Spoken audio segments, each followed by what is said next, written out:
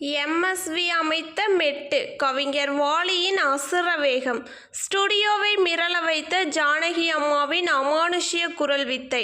வணக்கம் நேயர்களே. தமிழ் திரை இசை வரலாற்றில் மெல்லிசை மன்னர் எம்.எஸ். விஸ்வநாதன், வாலிப கவிஞர் வாலி மற்றும் பாடும் குயில் எஸ். ஜானகி ஆகிய மூவரின் கூட்டணி என்பது காதுகளுக்கு தேன் பாய்ச்சும் ஒரு மாபெரும் சகாப்தம்.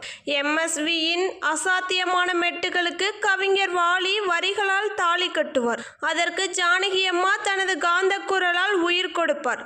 அப்படி தென்றலே என்னை தொடு திரைப்படத்தில் இடம்பெற்ற, இன்றளவும் ரசிகர்களால் யூடியூபில் அதிகம் தேடப்படும் கண்ணே நீ வர காத்திருந்தேன், ஜன்னலில் விழி வைத்து காத்திருந்தேன் என்ற மாஸ் மெலடி பாடல் உருவான அந்த அமானுஷ்ய பின்னணி ரகசியத்தை இன்று நாம் விரிவாக பார்க்க போகிறோம்.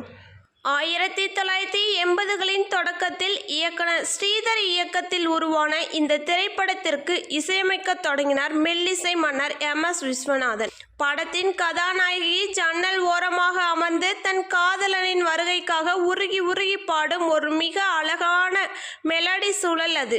அதற்காக எம்.எஸ்.வி தனது ஹார்மோனியத்தில் ஒரு உன்னதமான நெஞ்சை கிள்ளும் ராகத்தை வாசித்து காட்டினார். அந்த மெட்டை கேட்க அடுத்த 5 நிமிடங்களில் கவிஞர் வாலி தனது பேனாவை எடுத்து கண்ணே நீ வர காத்திருந்தேன், ஜன்னலில் விழி வைத்து பார்த்திருந்தேன் என்ற அந்த சூழலை அப்படியே அச்சு பிசகாமல் பிரதிபலிக்கும்படியான அசுரத்தமான வரிகளை எழுதி கொடுத்தார். கவிஞர் வாலியின் அந்த அசாத்திய வேகத்தை கண்டு இசையமைப்பாளர் எம்.எஸ்.வி அப்படியே வியந்து நின்றார். வரிகள் தயாரானதும் அந்த பாடலை பாடுவதற்கு பாடகி எஸ். ஜானகி ஸ்டுடியோவுக்குள் நுழைந்தார். பாடலின் வரிகளையும் எம்.எஸ்.வி அமைத்த மெட்டையும் முழுமையாக உள்வாங்கிக் கொண்ட ஜானகி அம்மா மைக் முன்னால் கம்பீரமாக நின்றார்.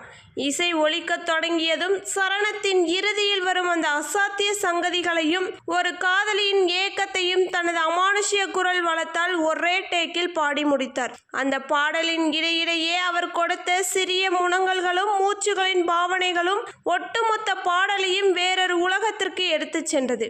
சாதாரணமாக பாட வேண்டிய ஒரு பாடலை தன் அசாத்திய திறமையால் ஒரு காவியமாக மாற்றி காட்டினார் ஜானகி அம்மா. ரெக்கார்டிங் அறையில் இருந்து இதை கேட்டுக்கொண்டிருந்த மெல்லிசை மன்னர் எம்.எஸ். விஸ்வநாதன் ஜானகி அம்மாவின் அந்த அசாத்திய குரல் வித்தையை கேட்டு அப்படியே மெய்மறந்து பிரமித்து நின்றார். உடனடியாக கம்போசிங் அறையை விட்டு வெளியே வந்து வாலி எழுதிய அசுர வரிகளுக்கு இந்த ஜானகி தன் காந்த குரலால் நகைகள் பூட்டி இருக்கிறாள்.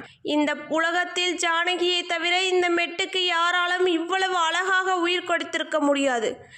இது வெறும் பாடல் அல்ல, ஒரு சாகாவரம் பெற்ற காவியம் என்று உணர்ச்சி பெருக்கோடு கட்டி பிடித்து பாராட்டினார். கவிஞர் வாலி அவர்களும் ஜானகி அம்மாவின் கைகளை பிடித்து தனது நெகிழ்ச்சியை தெரிவித்தார். திரையரங்குகளில் இந்த பாடல் ஒலித்தபோது தியேட்டரே அந்த மெல்லிசையில் உறைந்து போனது. பழைய சினிமா பாடல்களின் ரசிகர்களால் இன்றளவும் தேடி தேடி கொண்டாடப்படும் இந்த ஐவர் வட்டாரத்து மாஸ் வரலாற்று பதிவு உங்களுக்கு பிடித்திருந்தால் உடனே வீடியோவை லைக் பண்ணுங்க. நமது சேனலை மறக்காம சப்ஸ்கிரைப் பண்ணிக்கோங்க. நன்றி, வணக்கம்.